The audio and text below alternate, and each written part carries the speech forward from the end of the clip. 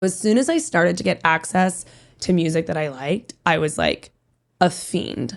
I've always been a fan. And I think that's something that I definitely put into Al is like, I am a fangirl. Anyone who knows me, unashamed, like I was a huge NSYNC fan, like crazy boy band NSYNC fan. And that's just kind of continued on. Like I don't usually, if I like a band, I don't like them. I'm obsessed with them. There has got to be more than this. Liz Riggs, That's me. thank Hello. you so much for coming by in advance of your imminent debut. My debut. So exciting. So yeah, I I'm really mean, pumped. I'm excited for any author who has the good fortune and talent to have a novel published by a no joke publisher, for one thing. But then the subject matter of this book it turns out so dear to my heart. And just even talking to you for the last 10 minutes, we've compared some notes, and there was just like a lot of overlap in our own personal timelines. I feel like we were at these same shows. I feel like we There's probably no met doubt. at Mercy Lounge one night.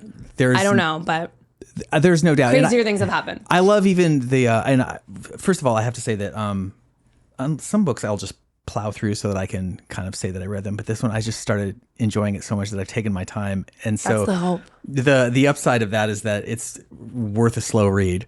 The downside is that I'm only halfway through. So Okay, I'll so no still don't know. spoilers. Yeah, no spoilers. Don't spoil anything for me, Okay. please. I've been told like not to do that generally, but I'm not very good at it. But no spoilers. This will be a good dry run for that. But just so I know where you are and what I can spoil up until. She's at the Kroger, and she just ran into Julian, and the heavy guy walked past, and they kind of had to stand too close together. And I was like, and Liz is like, let's hang out, but it's Al. It's Al. Her name is Al. It's not me. So my name is Liz. Maybe I could just open this conversation by saying anybody. This book should sell 1,000 copies in Nashville alone. I hope much more than that. Well, I mean, I hope much more than that too. I would think that if there were 1,000 people at are you going to do a Parnassus reading? Yeah. Well, I'm doing something at Parnassus at the end of July, but the launch party is July 9th at the OG basement. So Where else? yes. Very book appropriate. So I would love to see 1,000 people at the OG basement on July My goal 9th. is to sell it out. It's capacity 150. I feel like I can do that. I think you can do it. Yeah. I mean, that's if July. not, then I'm worried about my friends and me socially. It is July 9. July 9th, we're doing, and I don't even have it. It's not live yet because I'm waiting on an image. Yeah. No, but it'll be know. up on the website really soon. And it's not going to be a traditional book launch, obviously, because usually a book launch is at a bookstore in conversation. We're just doing a party, and we're trying to do a lo-fi appropriate launch. So I've asked my buddy Chris Hausman to play a few songs, and my buddy Vinny, I hope I'm saying his last name right, Palizzi, both songwriters in town. So they're each going to play a few songs, and I'm going to read, and we're going to drink High Lifes and hang out. This is pod's going to air on the 4th. Amazing. So perfect timing. It'll be 5 days from today if you're hearing this the day it comes out. So you got to be there at the OG basement on the 9th for this debut. And if you were in Nashville anytime between, I'm going to say 06 and 2019, 2016 maybe, there are going to be so many places familiar to you, and people and artists. And even though I think many of the artists, you didn't use maybe real names, or especially the main characters, perhaps. Yeah. But you will recognize lots of people, and more importantly, you'll recognize the tone of the town in this book, of the 2010s Nashville. And It's a different place. It's a different place. It's a different place now, and I want to get into that. I wanted to cover a lot of things. One of the things that this show is about is talking about process, be it whether you're for musicians or writers or filmmakers.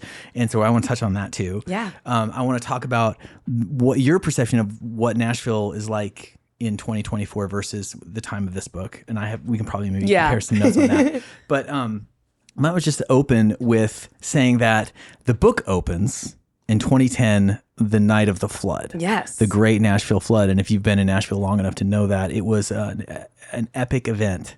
Like a weekend, I want to say, where it rained for 4 days straight. And Houses were submerged, millions of dollars in recording equipment were lost on the sound stages that were in R right next to the Cumberland, which crested it like 46 feet above its normal height. It's crazy. It was crazy.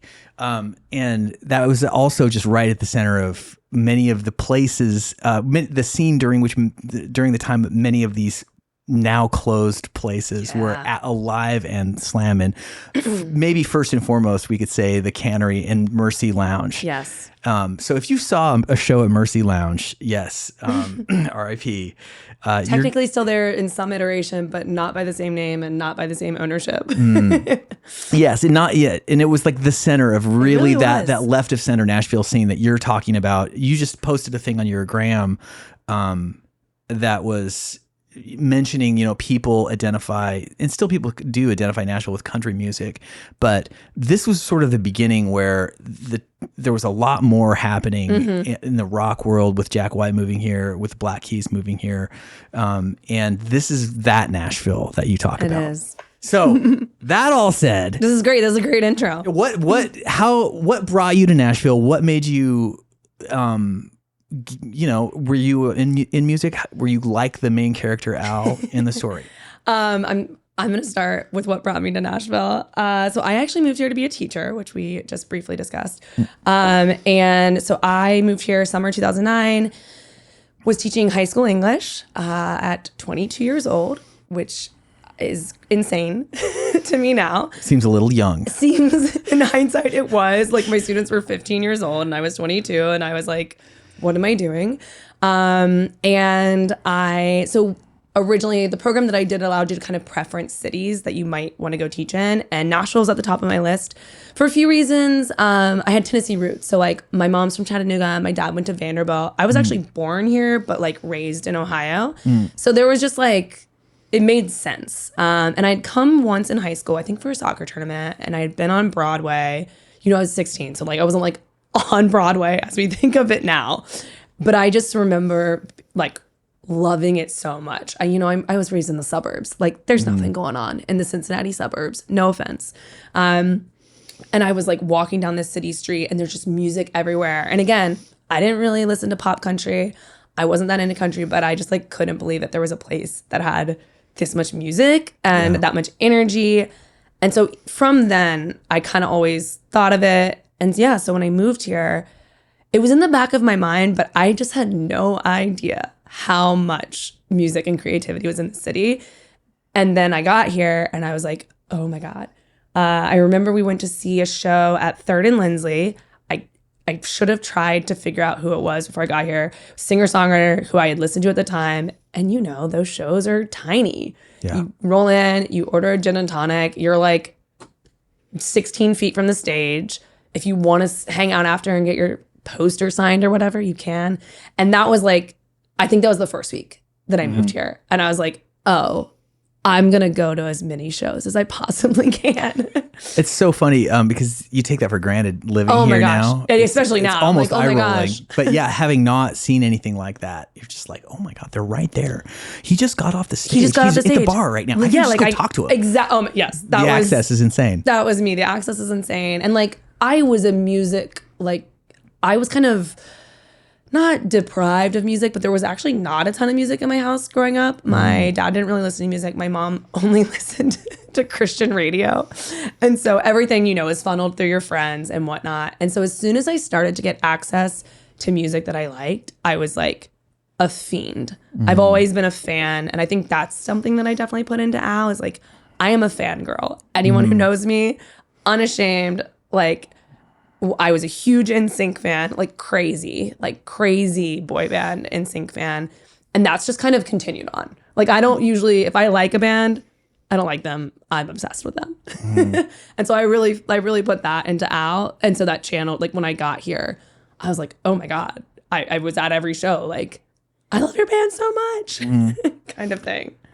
I mean, one of the things about Al's character in the book that was great for me and just an interesting take was that somebody like was going to these shows myself and playing them a lot of times. Yeah. My perception of music was there was something like really sweet about Al's character of it being like once removed, where she was like looking in from the outside, wanted to be part of it, felt like she didn't belong or couldn't be, or she wasn't good enough, but she was so entranced with the music. Yeah. And like the character of Nick, her Nick. Are they not gonna reconnect, ex-boyfriend, Drifter, who's the musician and a lead guy. Ex-boyfriend Drifter, that's good, yeah. But he's like sending her songs that he's probably written about her, and like that kind of take. I'm like, oh my God, music is so important, especially when you're young. It's so important. I mean, you were probably the person sending those songs to I was, girls. and that was like maybe a little bit like tossed off in a sense. It's like, but here's the thing: who doesn't want a song written about them? So it's like she hates it, she loves it, and I dated a musician. But I was an outsider in this scene. I was a fan. Like I was going to shows. And I've played guitar since I was like 15. I don't consider myself a musician. I can play the guitar. But like I was a fan and I was not in the scene. Like my roommate at the time, like she started seeing someone who was really in the scene, and her family had some deep like musical connections on sort of like the true insider world. And I was just like, happy to be along for the ride. Yeah. And also like, I think in many ways, and Al, again, this is a quality that I have that I definitely gave to this character. There is this perception in Nashville that the people attending shows are like, I could be doing arms crossed. If you're just listening, it's like arms crossed. Yeah. Head cocked. Ready, waiting for somebody to make a mistake. It's not going to be good. Like not even enjoying it that much. Yeah, and like that's just not my vibe. Like if I'm at a show, I am there to clown. Like I want to be screaming every single word. I want to be as close as I can. Yes, I'm like sign my bra. Like, not as much anymore, but like, yes, I have thrown my bra on stage.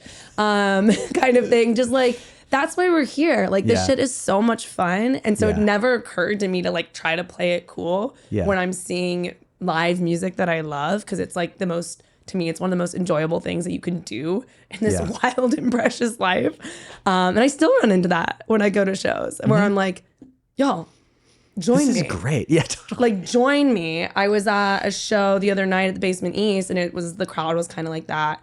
And I was like, whatever, I'm going to scream. Yeah. I think I don't have it to the degree that I sense you do. But I have also, as a performer, know that it's really hard to play in a room full of people that don't look like they're enjoying themselves. Yeah, I'm sure. And so I've always tried to combat that a little bit. If I'm in the audience, especially like if I am having a good time, and I often am, I'll let you know. Yeah.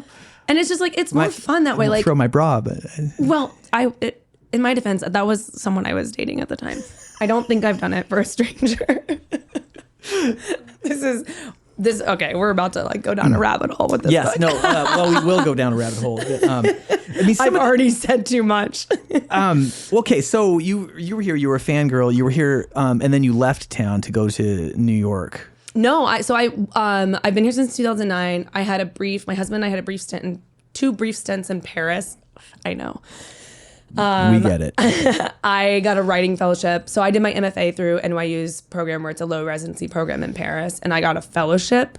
And so in 2019, we lived there for a few months. And then we moved back in 2022 for like 7 or 8 months. While we were, sounds so crazy, while we were renovating our house. We had to move out. But otherwise, I've been here. Okay. And we never had really... Even then, it was like, we're coming back to Nashville. This is like a stint. Mm-hmm. So, yeah. Did you always fancy that you were going to take this leap into the narrative path? Good question. Like in the fiction world in particular? Yes. So, no, actually. So, a couple things happened. I'd always been a writer. I found something like at my parents' house recently. It's like a 3rd grade like autobiography or whatever. It was like, I want to be a writer when I grow up. And I was like, that's sick. I didn't know that I knew that, but like, cool, Liz. Yeah. Cool, 9-year-old Liz. In high school, this is so funny and so specific, I saw Almost Famous for the first time, as many of us did. My friend M showed it to me. They were like the conduit for me, like, into classic rock and learning literally anything about music because I knew very little. And we watched that movie, and I just remember going, I want to be William Miller. I want to be Cameron Crowe. I want to write for Rolling Stone. I want to go on tour with the band. I want to interview bands. I would write fake album reviews in my like notebooks. I was buying all these. I bought like Lester Bang's book. I bought collections of like classic rock journalism. I was reading Rolling Stone like you would study like an AP history book. And I was reading Chuck Klosterman. And I really thought like, I'm going to be a music journalist. This is what I want to be. And so when I moved here, I did some of that. I interviewed, I did a bunch of stuff. Like if I loved a band, I would just pitch it to a friend that I'd made who edited American Songwriter. And I'd be like, oh, Blind Pilot's coming to town. I love them. Can I interview them? Great. $25 usually. So, but it's like, you like the band, who cares? Like Lumineers coming to town, interview them, get a free ticket to the show at the OG basement. That was a good one. Killer. And I really liked doing that, but I also was like, wow, I can't make like money. And at the time I was still teaching and then eventually working kind of in the education nonprofit world. And at some point I got back kind of into fiction and started reading a lot more. And I was like, I think I could write. I think it'd be cool to write a book someday. And at some point that just kind of shifted, and I started becoming really, really interested in that. And it was also kind of practical for me. Like I was like, someone will pay you maybe to write a book more than $25, hopefully. And so it became a sort of practical thing for me too. Like, could I make some money? I'm like, whisper, some money, and do this thing that I really love. And then I ended up taking kind of all of that self-studying that I did writing about music and being like, I guess I'll just put it completely into this. Which was actually the second manuscript that I wrote. I wrote something completely different in grad school. But yeah. Can I ask how old you were when you made that sort of those first steps? Yeah. I think for me, the biggest step was applying to do the MFA. Because I remember being like, I think I want to write a book and I don't know how.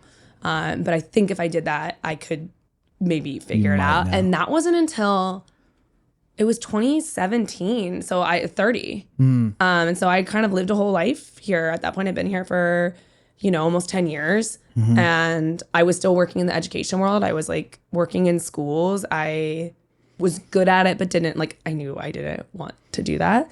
And I started working on a book, again, not this at all. And yeah, that was really, for me, that was a turning point. When I started my MFA, I was like, okay, I am a writer. Now I'm going to be a writer. Yeah. Well, you got if an MFA says, I think you can start to say, I am a writer. Yeah. Well, and it just forces you to take it really seriously. You have to read so much. And for me, it's like, I think I had some raw talent. But again, I didn't write fiction. I took creative writing my senior year of college, and I really loved it. And that was probably the only time I'd really written fiction. I wrote a lot of lyrics, emo, poetry. Hey, who doesn't? You're treading on my turf. No, I know, but I'm like, I would write lyrics. I found my high school notebook recently, and I was like, oh my God. But like, cute to see young Liz there really putting her feelings out. Yeah. After listening to a lot of Dashboard Confessional. Yeah. I played a show with them at the Highway. I love Dashboard Confessional. Oh man. What's the big, there was the one. Swiss Army Romance, Places We Have Come to Fear the Most. That one. A Mark Mission to Brand a Scar. I love you, Chris Carrabba. We had a drink backstage one time in Atlantic City. I think it was, I have the poster of me. I actually headlined a show that Chris Carrabba played. And I was like, why? It here? It was at the Highwat, at the Mercy Lounge, the upstairs room at the Mercy Lounge. Yes. Which is a scene in the book, or a room in the book. There is a secret room in the book that I guess could kind of be the Highwat. I just assumed. I was like, oh, that's the Highwat. Someone told me that. They're like, Liz, I didn't know that you discovered the Highwat. I was like, you're like, well, Al did. You mentioned that you wrote a manuscript first, another thing, and about some other topic. And did you pursue publication with that, and then it ran its course, and you're like, okay, let's go on to another project? Or was that always going to be just like a warm-up act for you? It was not always going to be a warm-up act. I definitely thought that was going to be my debut. I wrote it with the intention of trying to query it. I did query it. Querying, just remind people. Querying is where in fiction you have to write the entire book before you can really do anything with it. Some people get very lucky and will land an agent before that. But generally speaking, you have an entire manuscript that is really, really tight and really polished, and you send it to agents to get representation. And they are the one that takes it to the publisher, to the editors and the publishing houses to try to sell it on your behalf. And so I had finished a manuscript at NYU. It was so autobiographical. And I think like I will never probably do anything with it, but it was in a good place. And when I graduated, I graduated in summer of 2020. And this is actually the origin story for Lo-Fi, is that I finished my thesis in May of 2020 and turned it in. And we weren't going to like review them and fully graduate until July. And I was sitting in my backyard and I was like, it was May of 2020. I was very bored. And I wrote this line down. I was like, I stamp hands at a venue off 8th. And I wrote that line down, and all of a sudden, and I had written a few other things, but I wrote that and I was like, something just happened. Like there was just like something flipped, and I just kept writing. And then within like days, I was like so smitten, and I was like in this world, and I was standing in, Mercy Lounge, like a fictionalized version of it, but in my head, Mercy Lounge. Mm-hmm. There was this girl standing there. There's this guy sitting across from her. They're sitting, standing, it doesn't matter. They're there. And I just like fell in love, and I kept working on it, and I just was drafting. And so then early that fall, I started querying my NYU manuscript while I was writing this. And I would write this while I was waiting to hear back on queries, because anyone who's queried can tell you it's so slow. And it was COVID. Like nothing was happening. I was occasionally getting a really nice no, or like a excited to read it. And then you don't hear anything usually for months. So I was like, well, I guess I'm just going to write another book, which so far has proved to be a useful strategy. And eventually I kind of finished this draft, and I was like, this is the debut. This is my book. And I pulled that one from like the few agents that had it, and I sent them this instead. I literally was like, I do not recommend this to querying writers. But I was like, if you don't like that, I've got this one. And yeah, so that's kind of how that ended up starting. Was it always called Lo-Fi? It was always called Lo-Fi. And was that on purpose, sort of a takeoff or a response to the Nick Hornby novel? Of course. It started as that. Obviously love High Fidelity, love Nick Hornby, like seminal music book, of course. Yeah. And yeah, so it started that. I always had like a pretty strong sense of title. And so it was that from the beginning. And then I remember having a professor ask me, he's like, great title. Like, what else does it mean? And I was like not finished drafting it yet. And I was like, great question. Isn't it just a good title? Like lo-fi music. And I think now what I've learned is like any good title should also stand the test of theme. Like, yes, it can sound good, but like by the time you get to the end of the draft, is there more substance to it than just like a nod to a favorite book or whatever? And there is. And there's, I don't think this contains spoilers for you, but there's a passage at the end that really ties it together. And now I just kind of think of it as like a lo-fi, very little production, but also like a demo tape. And like, what are your 20s? If not the demo for like your entire adult life? Like, well, and also low fidelity. Yeah. And there's not a lot of fidelity going through Al and her cast of friends. Sure. And yes. There is. That is also good. This is not to disparage Al or anybody. She's but figuring it's just like, it out. Your 20s aren't about fidelity. No. So there's that too. Not at all. Like, I think, and people ask me what this is about, and I'm like, it is like a early 20s coming of age for someone truly figuring out not only like what they want, but even like how to move toward what they want once they even figure out what they want.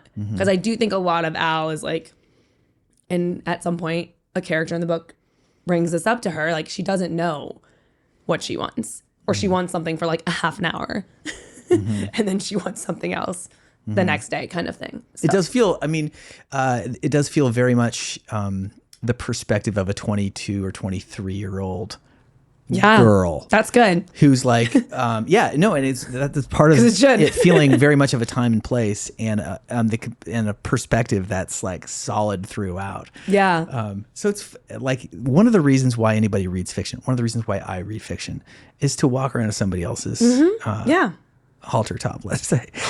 And that's so like you get to see that and experience it. And every single time you read fiction, you just like think, okay, I have a little bit more of an insight into somebody else. And so thank you for that. You're welcome.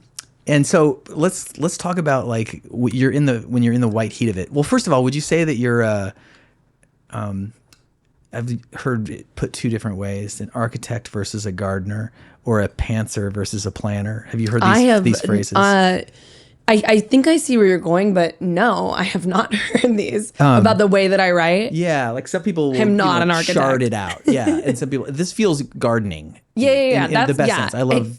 That's how I am. My favorite books are that way. I don't outline. I sit down when I longhand everything. And so a pen and piece of paper. Yeah, I have a special pen. That's like it's like my luxury that I insist on writing with, and I lose it a lot, even though it's expensive. But yeah, I longhand everything, and I have no idea what's going to happen when I start. When I started this, I found some notes in my phone that were like, every city, like every chapter should be a different city, and like she should keep running into Nick over and over. And so like it obviously morphed quite a bit. But yeah, so I don't know what's going to happen. And so basically what I do is I write a full draft through to the end. Usually takes me like somewhere between 3 and 5 months, I think this did, which is very fast. But it's like, I call it a draft zero. Like people, like the tense changes. Like Julian's name was Mikey in the first draft. I knew that wasn't his name, but I was like, I don't have time to figure it out. Like the story is here. And then you kind of keep, you do that a few more times, which is like so inefficient to be like, cool, I guess I'll just rewrite it like 65,000 words again, which I did do after I got some feedback on it. And yeah, it's so I discover along the way, and then you kind of know, at least for me, I kind of know like what sticks. So you have read, there's a scene at a Halloween party, which I have always loved that scene.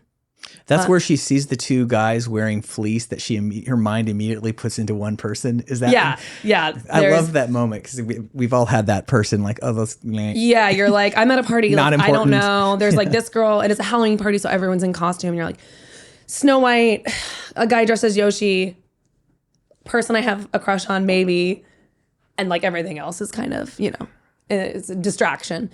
Jello shots in the corner also.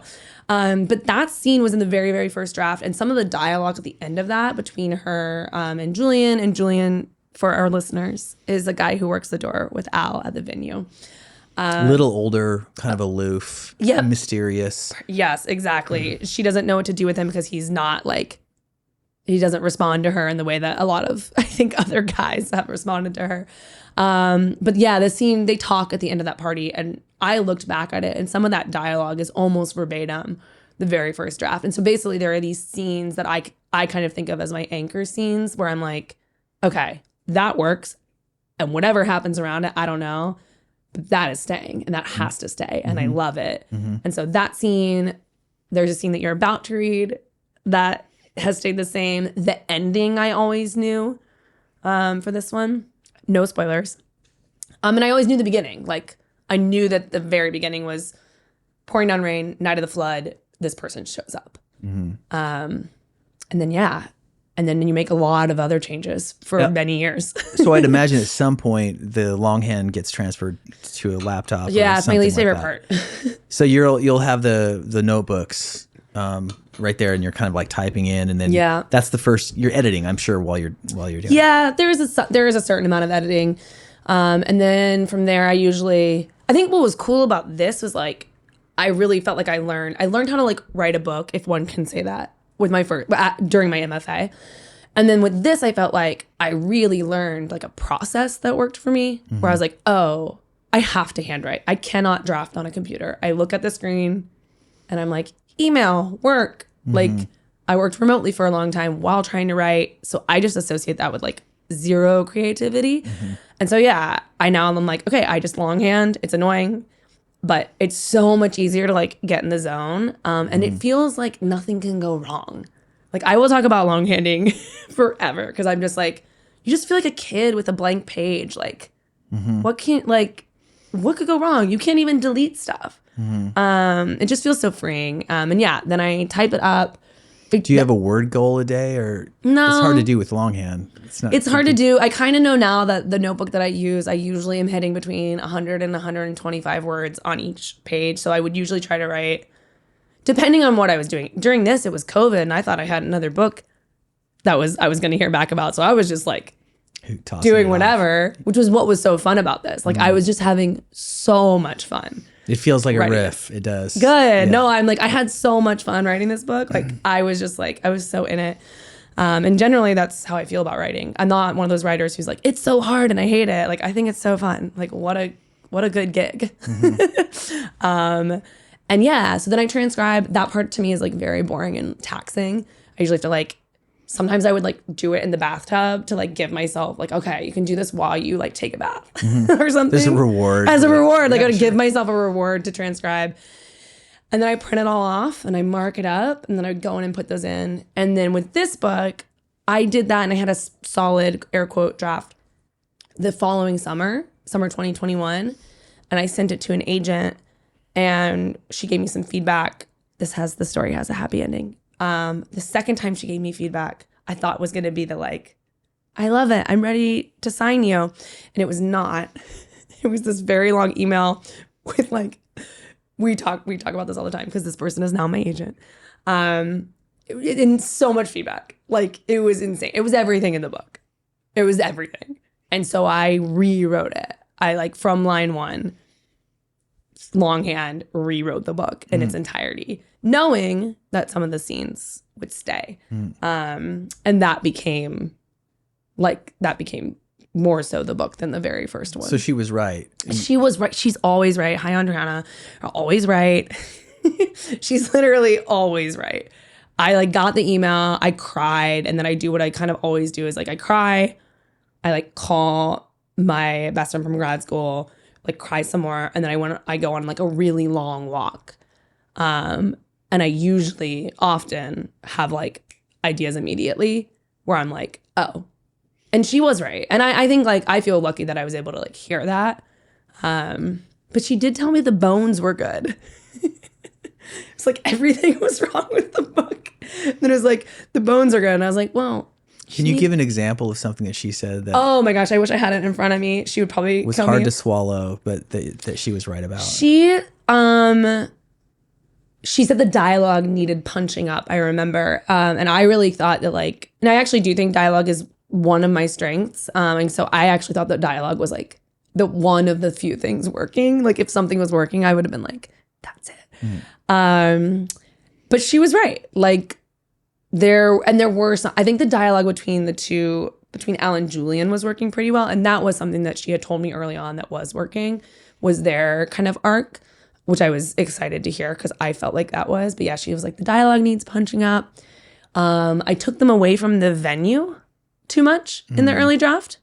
And so we talked about like concentrating it in this space more, which makes a lot of sense because that's where everyone is and that's where everything happens. And so I reframed like a lot of scenes to take place there more. What was something else? There was something about, I was being very repetitive in both my sentence structure and my word choice too. And I think that was because I needed someone to read it and be like, dude, Mix it you're up. you're in kind of a rut here with certain things. And then yeah, she was right. She's always right. Well, She's a very good agent. One of the things that was fun reading it was that it feel like a gang of friends, and that there's this scene happening around A workplace comedy, if you wanted to do it that way. Yeah. And they're running, also Nashville is sort of a small enough town that there can be a lot of plotty coincidences. Yes. And there's a bit of that going, I was like, you do run into people at the grocery store, I swear. You run into people at the coffee shop. You will see every boy, every person, everyone you've ever kissed, you will run into them. Like, especially during this time where everything, like, I felt like everyone I knew still lived on the west side, or like I personally lived in Hillsborough Village, and this book takes place primarily like not on the east side, which is funny because now I live on the east side and everyone I know so many people I know live on the east side, and you run into people because it's small. Yeah. And it's very neighborhoody. Like oh my God. I remember walking into Fido once and being like, okay, like I know this barista. And like the same thing happening at Frothy. I'm going to stop talking about my personal life. No, I mean, most people will be happy to hear these names from yesteryear once more. Yeah. I mean, Fido's still there, Frothy's still there, but Frothy's completely different now. It's very different. And it's just like you just ran into people. And I felt like in fiction that allowed me to make a lot of things happen and allowed me to work with a certain amount of tension of like, you would run into someone at the grocery store that you might not want to see. Or maybe that you did want to see.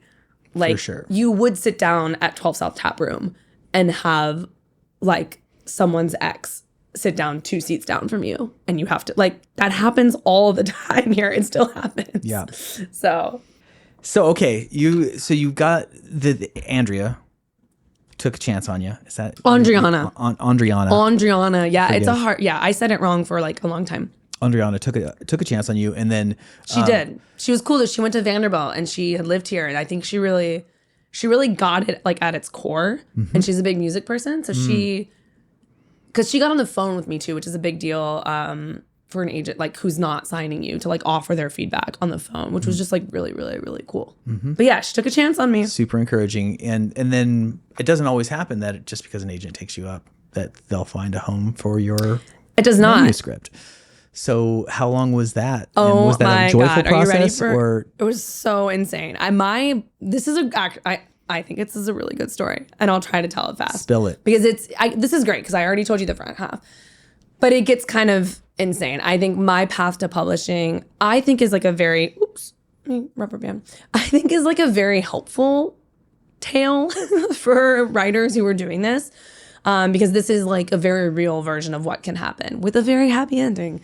So yeah, she ended up, I rewrote the book. I sent it to her in November 2021. She didn't get back to me until January of 2022, which was excruciating. But when she did, she was like super stoked. And we actually went on submission, which is when you send it out to publishing houses in early March. And I think for a writer, that's like a point where you're like, my book could sell any day now. Like, oh my God, it's happening, it's happening. So I was really excited. And meanwhile, we were getting ready to go to Paris for the rest of the year. And so I was kind of busy doing that. But then Lo-Fi sat on submission with no interest for 3 months.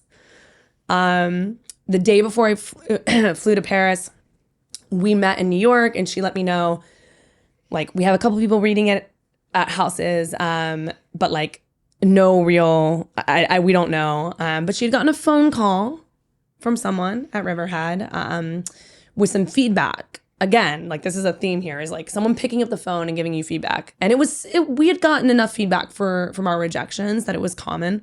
And so yeah, I get to Paris in June. It doesn't sell. It's final, which is crazy. Like you're like, my book is going to sell. And then you sit there for months. Meanwhile, my best friend sold her book in a week while I was like doing all this waiting. Bless her. Bless her. We love her so much. And also her agent that she landed rejected this manuscript. So we have like truly 2 very different tales. And so basically we decided to revise it again. The feedback was common. I had already rewritten it. So revisions at that point felt very doable. Like it felt so small compared to rewriting the whole book. So we did that, and then we sent it back exclusively to this one editor at Riverhead who had called us. We did that in late September. So, I wait a while longer, send it back. And it is like, here begins the excruciating waiting.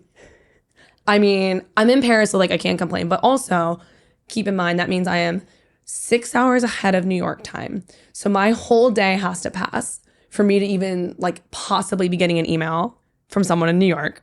I am like walking around. I'm going to see like old like Godard movies like in black and white in the middle of the day in Paris, like just so I stop checking my phone. Don't hear anything. We like give her another week with it. torture. But I'm also like, And it's her or nobody. it's at this Riverhead. point. Like Riverhead is like a dream I didn't even let myself have. Like Yeah. I didn't know she was sending it to them. They're like such an insane publisher. Like I feel so lucky. And yeah, it's kind of like this is our shot. Like if she says no, like we had some other people in mind, but it was like so, and this is where the story gets very fun. My husband and I were flying back to the United States in October because my sister-in-law was having a baby. And so it was the night before we were flying out. And I'm not kidding. I was sitting on our couch in our apartment and I was sobbing. I was like, oh, I don't want to fly through Charles de Gaulle tomorrow. I'm stressed. This book hasn't sold. We've been waiting now for like a full month, I think. And I was just like, now I got to go back and like tell everyone nothing's happened. And I was actively crying and I got an email from her that's like, call me. And she was like, hey, this editor passed it to this other editor and he loves it and he wants to talk to you, but I know you're traveling internationally this week. And so yeah, like 2 hours later, I'm on a video call with this editor at Riverhead, Cal Morgan, who is the best. And it was like such a great conversation. I go out and have like a preemptively celebratory drink, like maybe I'm selling my book, but you still don't know then. And yeah, I got the offer coming out of customs. I had another email from my agent that was like, call me. I got the offer in baggage claim, the Cincinnati airport. And I was like still on the phone getting the offer when like my mom picked us up and like came to give me a hug. And so, yeah, just kind of like Mission accomplished. Yeah, like it was just kind of a crazy, like I never thought I would be getting a book deal like in baggage claim. Yeah. But yeah, so again, sorry, it's kind of a long story, but I feel like it's like such a great like. You crossed the finish line in the most unlikely way. Yeah. After much nail biting and hand wringing. And just like like I had to keep going. Like I think that's, if anything in this industry, it's like, if you really want it, like you just can't, like if someone gives you feedback and you think it's good, do it. Keep going. Send it back to that person. Wait those extra 3 weeks. Follow up. Rewrite the book. Write it again. Rewrite it again. Send the email again. Like because that's what I did. Yep. And also the upside of writing for a vocation or calling is that it's free, but for the time you spend on it. And I think that Sure. another thing that you did really well was while you were submitting that first book, you're like, well, just hanging out here, might as well start another one. And so you were like moving forward on just writing without. I did the same thing with this. Yeah. And so that's a good tidbit of, I think, wisdom for a prospective writer. I tell people that because I already have a second finish that I wrote because I sold this in October of 2022. So I've had almost 2 full years where you are doing stuff, you are editing some, but it's like, it's not the same. And so, yeah, I have a full other manuscript that I'm ready to run with if and when I should be allotted that opportunity.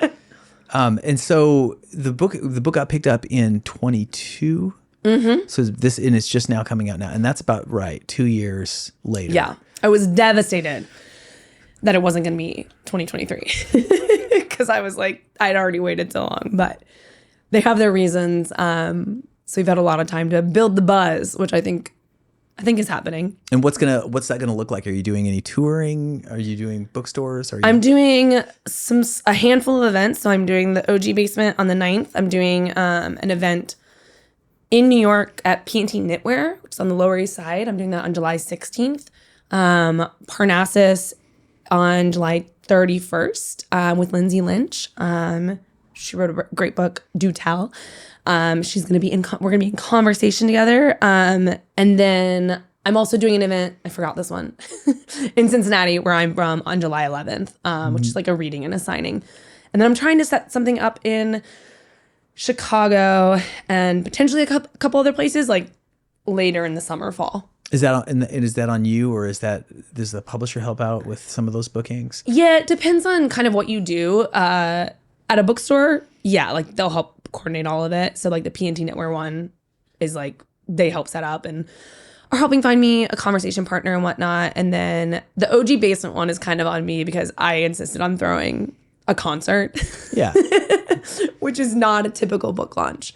But usually debut authors, you do not do a full-fledged tour just because of, in terms of like how much events sell books versus how much it costs to It's not fly someone very around. cost effective. Yeah, I mean, you know, from music, it's like artists make so much of their money on merch when they're doing some of these tours, where it's like, it's not even like the actual fee that you're getting for the show that you're playing. It's like selling t-shirts, etc. Yes. Right? That's still correct.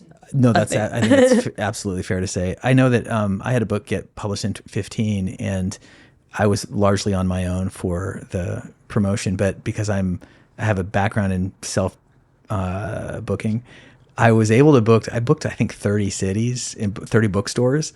But the reason why, and it was a money losing venture. But Right, because you have to do all the travel. you travel. But I play music for a living, so I would like book a show at a venue. Smart.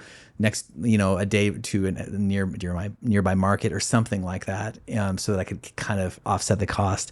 And it was also, I found it to be a lucky break because I play music and write songs, that there was like a little bit of a thing, Yes, and I could. it's nice to have a thing. So I had a thing, like a performance element Yeah, to it. it's not just like me, Liz Riggs, who nobody knows, like reading out loud to you. But it's just like, do you feel, maybe this is the question I want to ask is, do you feel like the onus of promotion or the task of like marketing the book? Do you feel like you're shouldering a lot of that burden in spite of the support that you're undoubtedly getting from your publisher?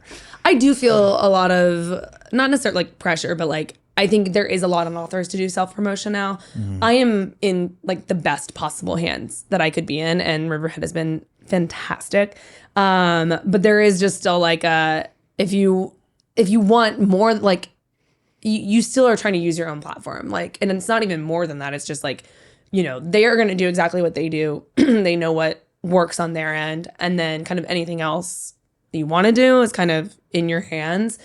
And most of it's social media now. So I mean, You're on I there. feel like I'm a full-time content creator right now. It's just not my comfort zone. I am trying to do it in my personality and have fun with it which is why we've been doing all this fun marketing stuff. Like for me is just like fun, like doing a zine, which has an exclusive excerpt of the book in it that's annotated by the author, and like tie-dye t-shirts that we partnered with Sick Dye, and like we made them, and the lighters, and we have some other, like I'm gonna do some like street graffiti and stuff like that. And again, like that's not like necessary, but for me it's also fun. Like, Yeah, as long as it's like to the extent that it's fun. Yeah. it's part of the ride. yeah, I was like, for me it's fun. Like I'm, as you can probably tell, a pretty extroverted writer. So while I do love the creation part, in particular the drafting, like I'm so stoked to like do things with other people now.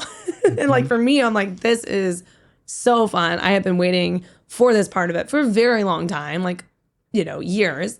And so some of this is just like, oh, I get to sit down with my friends and like tie-dye a t-shirt like that I'm going to have at the event, like win-win. You know what I mean? And these things are going to be available on the 9th at the basement show. Yeah, the t-shirts are the first one is very small, 40 t-shirts. And they're only going to be available with purchase of a book. So if you already bought one, then buy another at the launch. And then if there are extras, we will sell them. We might do a second run depending on what the demand looks like. But yeah, and then the zines will be mostly available in person in Nashville. I'm going to take probably like 10 to New York, and I don't know, leave some in Grand Central Station. Oh yeah, that tried and true path. All my 1,200 Instagram followers clamoring And on the scavenger hunt around the Big Apple. Is the book exclusively in hardback? Yes, right the now. first You round, have the as it lovely does? Galley advanced copy that's paperback.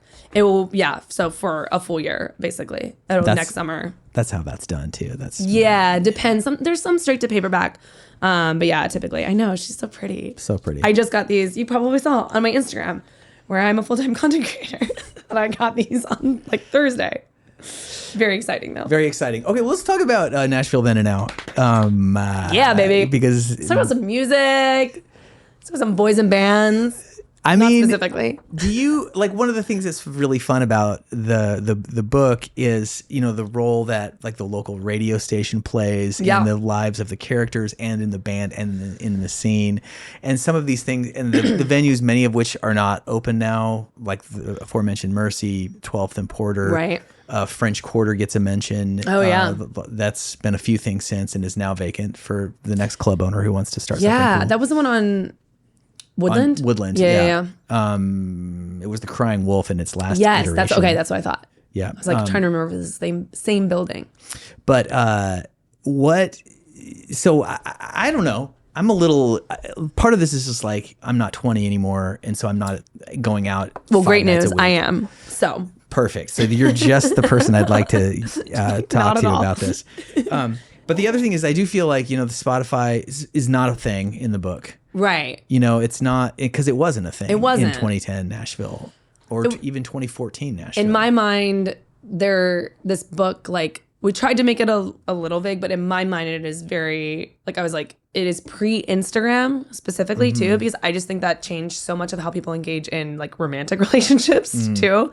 And it's pre-Uber and pre-Spotify as well. Yeah, I noticed that because social media is a part of it. Yeah. They follow each other, but it's clearly Facebook, even though it's not called Facebook. Yeah, well, because like I feel like doing Facebook now, it feels really dated. Super dated. So I think you made the right choice. Yeah. But it was like, I really wanted it to be pre-Instagram because I do just think like, it just changed things. And streaming too, like I'm like, I was still making mix CDs. Like I think like, I didn't even have an iPhone when I first moved here. Like I had like a little Nokia, which I was like late on that front. But yeah, so it's a very different time in the music industry too. And that's another reason why it feels like of such a time and place. And another aspect of the lo-fi title, if you want a third now, you know, because it was just like one click removed from where we're at right now. And I think that part of the joy that I felt reading it was this. It was impossible not to wax nostalgic. Oh, I reading know. it. I know. And which I did not set out to do. And everyone's like, this book is so nostalgic. And I'm like, I didn't really mean to do that, but I suppose I was feeling that way when I wrote it. Yeah. Because you do feel like, I mean, if you went to see my so-called band or the Guilty Pleasures at the Mercy Lounge, or, you know, like, I mean, I had my Those shows were so shenanigans. fun. Yeah, we all did. Yeah. And like smoking weed in the green room behind the Mercy. It's just whatever.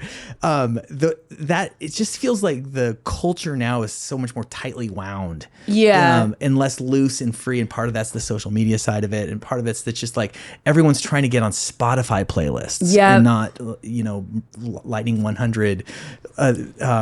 Like drive time interview or whatever. yeah, Although or those things Live are on the still Green. there. Like Live on the Green hadn't even started in 2010. I think it started. I think that was the first year, was fall of 2010. I could be wrong. But it's like local bands were angling for that before it became like a full-fledged mini festival. Like it was like mostly local people.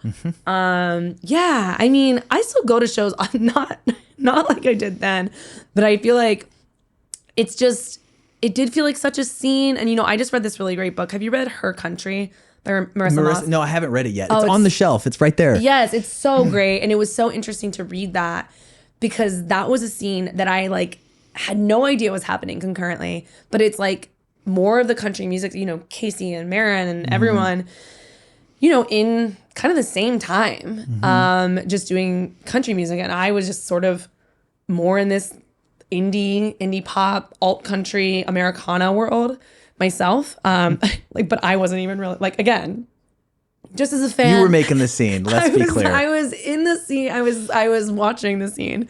But it did just really feel like, you know, my entry point into the scene was through a friend of mine, Bo, who, did you ever go to like the Rabbit party? Do you know what? Yes, Okay. I did. So Bo did the Rabbit, and he was the Rabbit guy, and I was actually like the Rabbit. No, I'm just thinking edit about that. I went to a Rabbit show at this apartment off of Belmont. And I ended up staying in touch with the girl who was then renting out the room. And then I rented that room out like for my ex-girlfriend. yes. And it's all from the Rabbit show. Like, this is the exact Nashville we're talking about. It was just like, I think in hindsight, I'm like, oh, so DIY. And there's some passages in the book that there were these moments where it really just felt like, oh my gosh, there's like so much happening. I wasn't a musician, but I still was like, you know, my friends are like, Liz is a writer. Like, will you write my bio? Or we're trying to put together this thing. Like, do you want to help with X, Y, and Z? And it just felt like there was room for like everyone to help. You know, my friend Melissa was shooting photos of everyone. And, you know, they're just like everyone. There was such a creative energy like all the time. I mean, you know, like you were there. 100%. You talk about it in the book. And I mean, I'll say that I don't think that part of Nashville is by any means dead and gone. No, not at all. Just think about the pitch meeting. I don't know if you've gone to the pitch meetings yet. No. That's fantastic. It's like a weekly or maybe every other weekly gig. I think it's at the Cannery now. And it's sort of, they kind of call it a karaoke with a live band, but it's just like young singer-songwriters come in with their song and they teach the band the song. They're all ringers up on stage and then they just throw down. It's really fantastic. Oh, that's and fun. of course now that it's 2024, so you've got a bunch of DSLR cameras with kids and they're taping it all. And so it's all like, it looks beautiful. It's like the next iteration, but it's absolutely in that vein of like helping each other succeed and working together to make something cool and new. And that's like, I think to me, that is part of what really defined this scene is like everybody really wanting everyone else to succeed. And I think like, it's funny because we were talking about people standing at shows and like kind of being like arms crossed, really chill. But that spirit doesn't really apply though, I think generally. Like, I think it's just also a lot of musicians in the crowd kind of being like, okay, trying to be cool. Yeah, let's see what you got. And like not as many people who are like going insane like me. You were an outlier because there's one thing I do feel about Nashville is as opposed to like maybe Austin. Maybe Austin's different now too, but the Austin of 2010, let's say, was a lot more like fans, people coming out to see shows and support the scene. And I feel like Nashville still is sort of an industry town, and it's like the community comes out. So it's harder to sell out your shows. It's harder to do everything. Yeah, the list is really long. Yes, exactly. I went to a show the other night, the one at Basement East, and it was I knew one of the guys kind of through, they're actually from Cincinnati, and they put me on the list, and I was like, oh my gosh, I haven't been on the list in so long. And I looked at it when we walked up, and I was like, I think there's like 40 people on this list. It was like by no means exclusive. But yeah, like it's different. And it is, you know, now I feel like I go to more shows at the Ryman just because the band, like I'm not quite as in touch with like what's happening on the super, super like underground or just, you know, nascent music scene. But even there, like I went to see Bleachers last week at the Ryman. It was so good. And I was like, oh, because these are fans. Like they have kind of crazy fans. And it was so much fun. And it was one of the most like kind of engaged crowds I had been with at the Ryman in a long time too. But it made sense too. Like they're not local. They're like, I don't remember the last time Bleachers played here. It's like a little different as opposed to like Buddies. I remember during this time, this band that I loved, the Apache Relay. Oh yeah. Please get back together. My best friend married one of the guitarists in the band, and I'm always begging them to have like a single reunion show. But I remember like them doing a residency at the end where it's like every Saturday night for a month they were playing there, and like you would just go out and see your friends play, and it just I think. And again, these things absolutely still exist. I'm just like not 23 and cool anymore. But there was, I think, because of where Nashville was at that time too, it was a lot cheaper. It was a lot easier to get around. There was, you know, there just people's eyes weren't on it as much. And so there was just a real spirit of like freedom and kind of like, we're just doing our own thing here. Well, and let's be honest too, like Netflix hadn't taken possession of everyone's televisions. And it was before the TV show Nashville too. Yeah, that's true. Because to me, the turning point when I think of like Nashville changing specifically, I think a little bit of like that show and then the New York Times article when we became the It City, which I think was in 2013.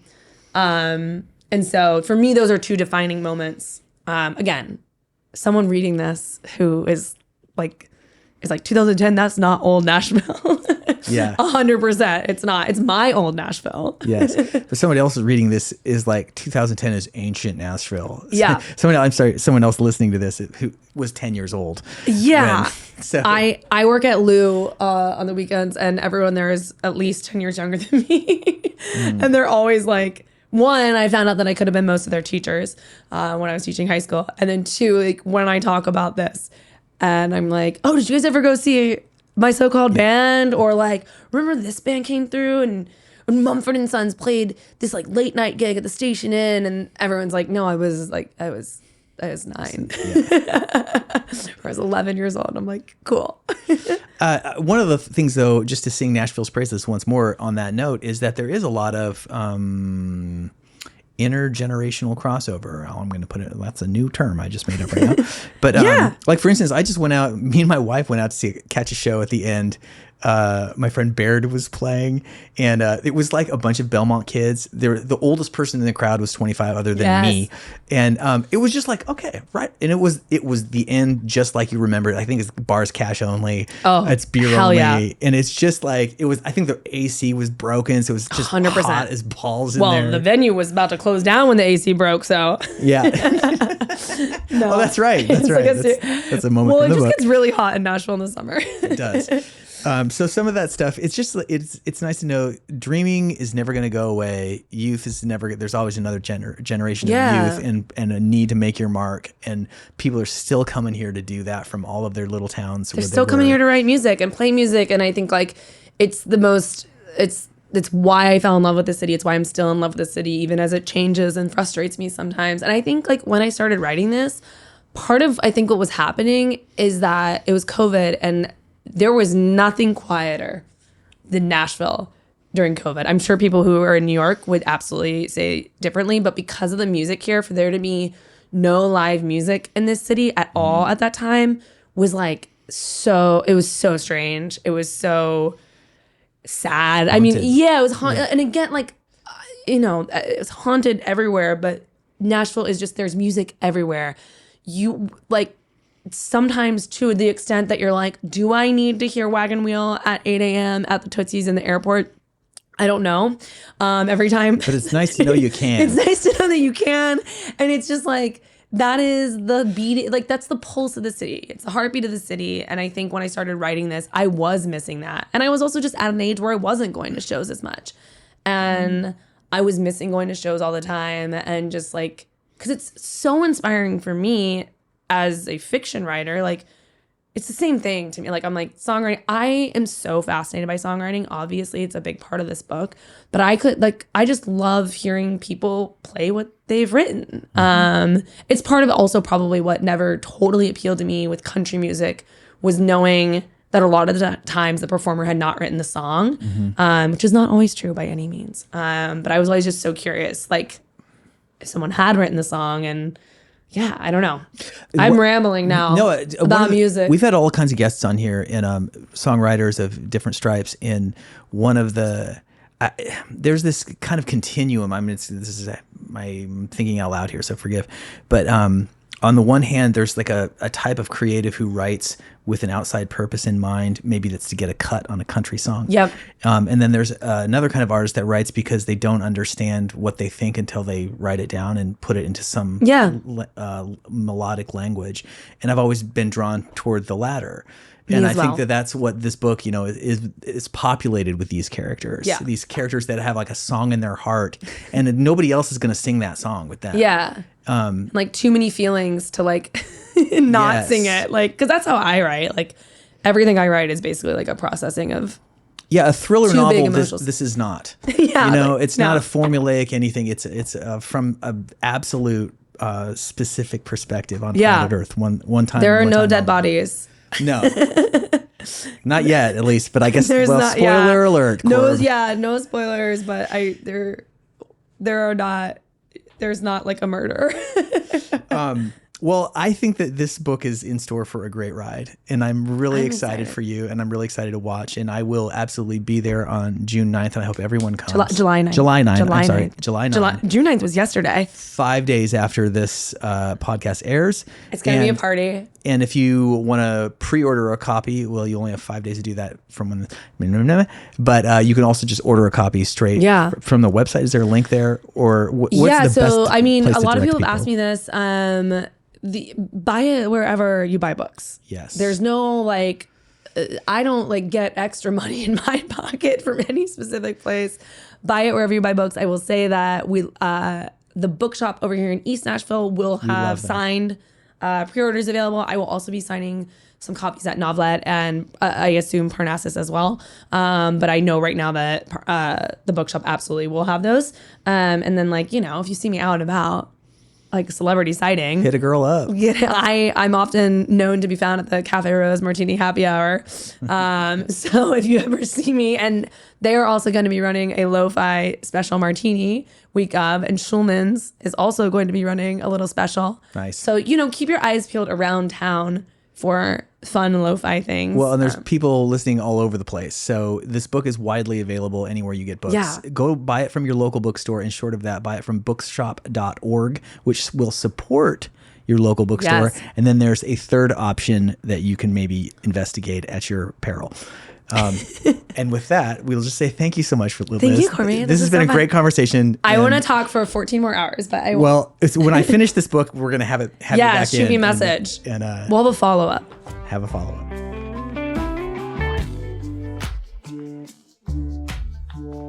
Hey, thanks for watching. Go ahead and click here to like and subscribe. You can click right there to watch another video, or click here to watch a playlist featuring the songs of the Morse Code podcast. Okay, thank you very much.